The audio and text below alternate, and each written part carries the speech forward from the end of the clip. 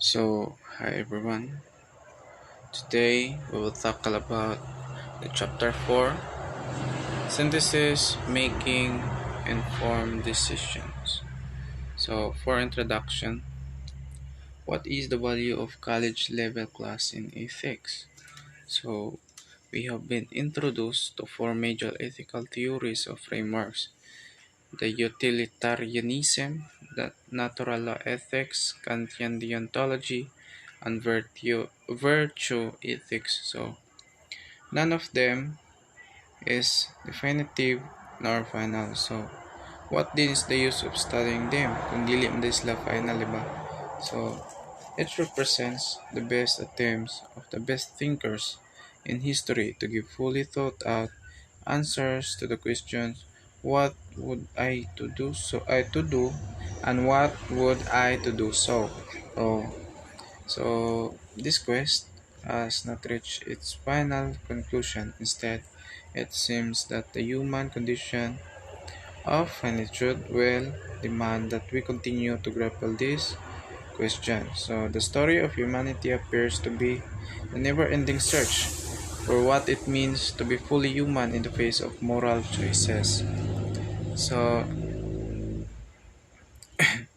ethics teaches us that moral valuation can happen in the level of interpersonal, the societal, which is both local and global, and in relation to the physical environment. So, personal can be understood to mean both the person in relation to herself, so as well as her relation to other human beings or an intimate or person to person basis.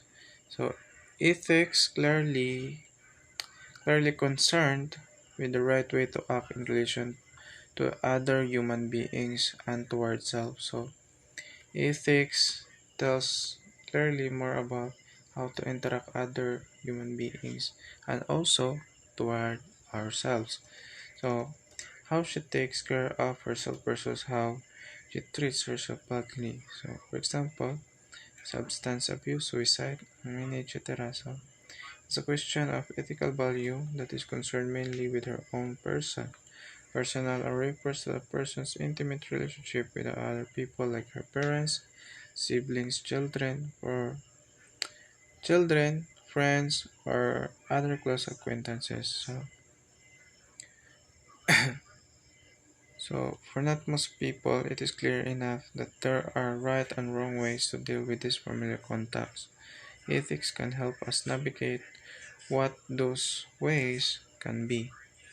So, ethics is a way to help us or to guide us to the right path or right way that that makes us that makes deal that help us deal how to contact or communicate with others. So the second level where moral valuation takes place is societal.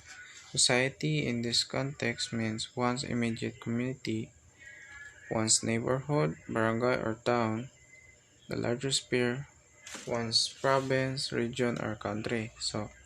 Or where the global village defined as the interconnection of the different nations of the world. So one must be aware that there are many aspects of social life, all of which may come into play when one needs make decision on moral situation or levels of society involved in some kind of culture which may describe as the way of life or particular community of people at given period of time.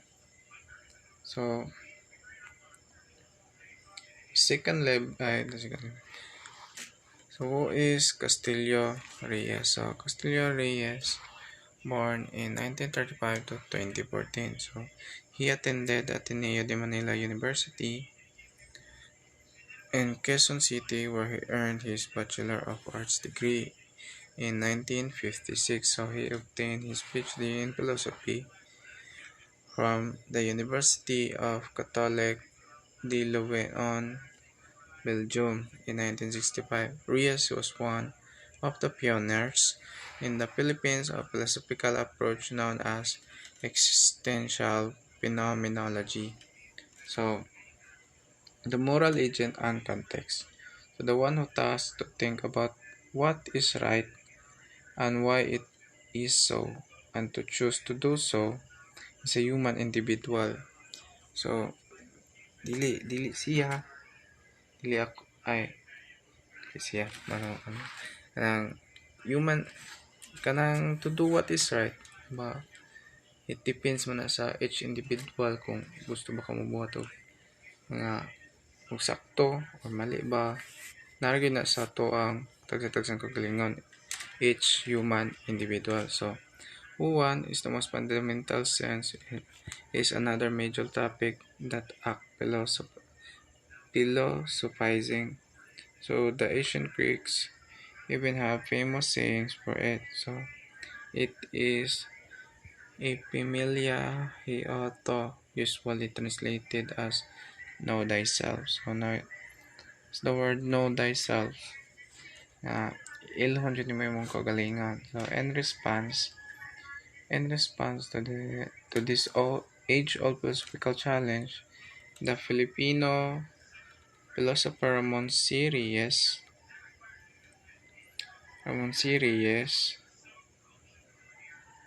writing in his essay, Man and Historical Action, explained that who one is a cross point. By this, he means that one's identity, who one is or who I am, is a means that one's identity, who one is or who I am, is a product of many forces and events that happen outside of one's choosing. So, Reyes identifies four cross points: the physical, the interpersonal, the social, and the historical.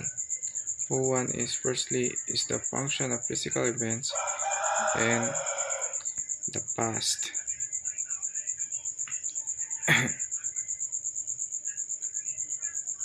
So,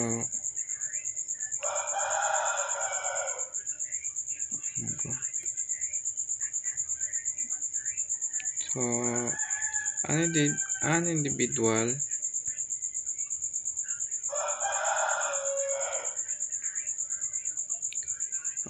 is also a product of interpersonal correspond of many events and factors, so outside of one's choosing. So, one did not choose her own parents. For example, one did not choose her own parents, and yet her personality, character traits, their all over way of doing things and thinking about things have all been shaped by the character of her parents and how they brought her up. Then, the third cross point for Reyes is the societal, who is one shaped by one society. The term society here pertains to all the elements of the human groups, as opposed to the natural environment that one of member of culture in its various aspects is included here. So Reyes argues that who one is molded in large part by the kind of society and culture which for the most part one did not choose and the one belongs to. So Filipinos have their own way of doing things. Like for example doing things like to manabitang sa tradition na how to greet the elderly. So for example kanang pagmamano, so their own system of beliefs and values, and for example closely knit family ties, closely na kanang suod kayo sa mga parents and even their own notions or right and wrong. For example, common versus animalistic notion of rights. Then this third cross points interacts with the physical and interpersonal factors of individuals and how people are immersed into or engaged in. So the fourth cross point Reyes names is the historical, which is simply the event that one's people has undergone. So so in short, one's people history shape who one is right now. So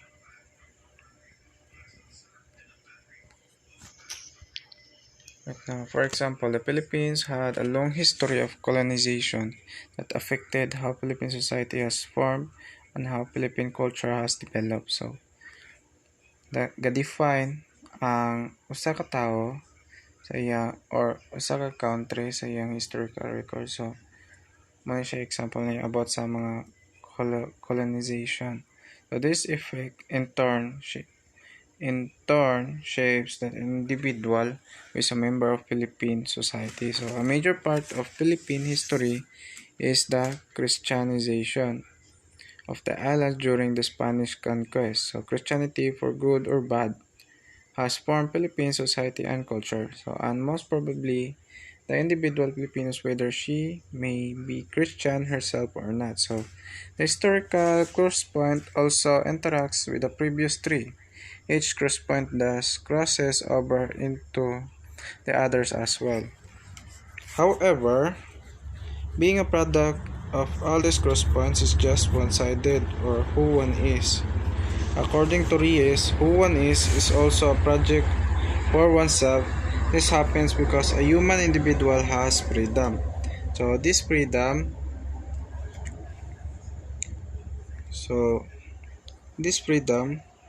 is not absolute. So one does not become something because one chooses to be. Even if one wants to fly, she cannot unless she finds a way to invent a device that can help her to do so. So it means ang freedom is not absolute or dili siya perfect, diba? Kung dili ka mubuhat kung unsa jud imong gustong buhaton, diba? So this finite freedom means that one has the capacity to give herself a particular direction in life according to her own ideal self. Thus, for Reyes, who one is a cross point, but in existential level, he argues that the meaning of one's existence is in the intersection between the fact that one's being is a product of many forces outside her choosing and her individual future for herself. So, para di ka Reyes, who one is ga-argue about the meaning of existence of intersection. So, between the facts and the product forces outside of our choosing. So, sa iyang pagpilian bitaw nga mga choice para sa iyang future. Then,